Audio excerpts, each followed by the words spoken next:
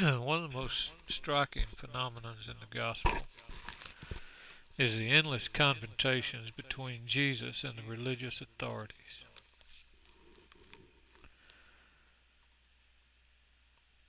Indeed, an integral part of the good news is expounded during those exchanges, which start out very early in Jesus' ministry.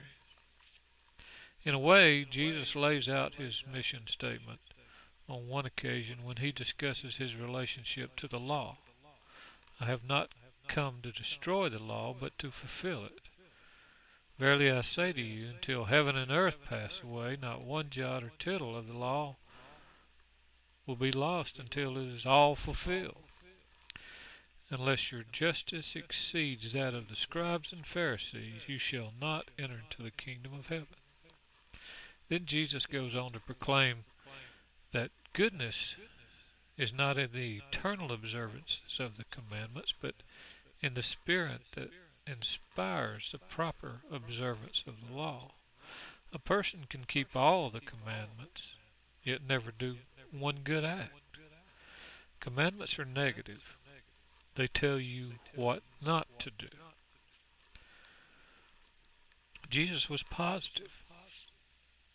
He declared a new law, a law based on love.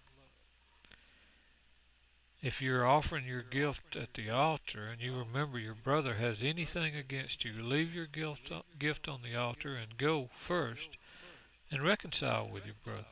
Then come and offer your gift. In Jesus' day, the law of retribution was in vogue. An eye for an eye, a tooth for a tooth. If one injured you, you had the right to take revenge. Jesus' holiness countered that. But I say to you, do not resist the evildoer. On the contrary, if someone strikes you on one cheek, offer him the other. You've heard it said, you shall love your friend and hate your enemy. But I say to you, love your enemy. Do good to those who hate you. Pray for those who persecute you, so you may be children of your Father in heaven, who makes his sun rise on the good and the evil, and sends rain on the just and the unjust.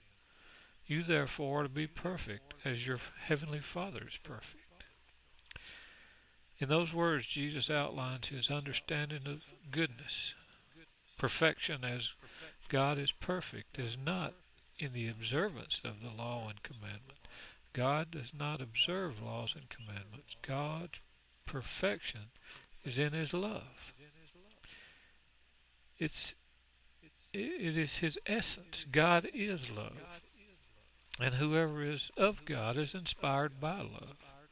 We are to become perfect in loving the Father and caring for one another. That is why the only example Jesus gave of the last judgment, he does not use the commandments as the basis for judgment, but he says, come, blessed of my Father. When I was hungry, you gave me food. When I was thirsty, you gave me drink. It was not only the people of his days, but it's so common for people of all times to just keep commandments and church laws and observe external observances of religion. In living this way, we miss out on the point of what worship of God really is. Falling each day more deeply in love with God. Expressing that love by our sensitivity to the pain and hurt around us. And reaching out to help others, even strangers. To a person who has found God, no person ever again is a stranger. And that is the true perfection of love, the kind of love that God is, a love that knows no stranger. A strikingly large portion of the gospel story relates to the dramatic unfolding of that mission statement.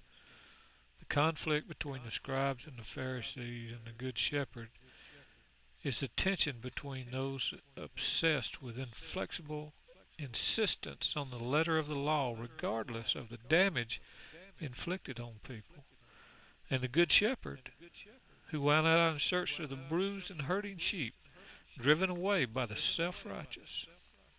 The scribes and the Pharisees have the chair of Moses.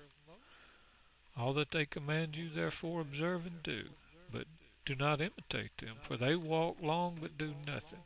They bind together heavy and oppressive burdens and lay them on people's shoulders, but do not lift one finger to lighten those burdens. The Good Shepherd, on the other hand, goes out looking for the lost and troubled, and the bruised, and the hurting sheep. And when he finds them, he picks them up, places them on his shoulder, and carries them back home because he loves the sheep. The dichotomy is dramatic because Jesus acknowledges the authority of the scribes and the Pharisees. They were the magisterium, the teaching authorities appointed by God. Jesus told his disciples to obey them. He then calls the scribes and the Pharisees blind guides who strain out a net and swallow a camel. Blind guides leading blind. They both fall into the pit. When he refers to himself as a good shepherd, he places himself in a role that is in direct contrast to the very way the religious authorities treated people. They drove the sheep away by excommunicating them and treating them harshly when they broke religious laws. The same thing happens wholesale to this very day. The Good Shepherd, on the other hand, goes out in search of those who have been driven out. When he finds them wandering aimlessly,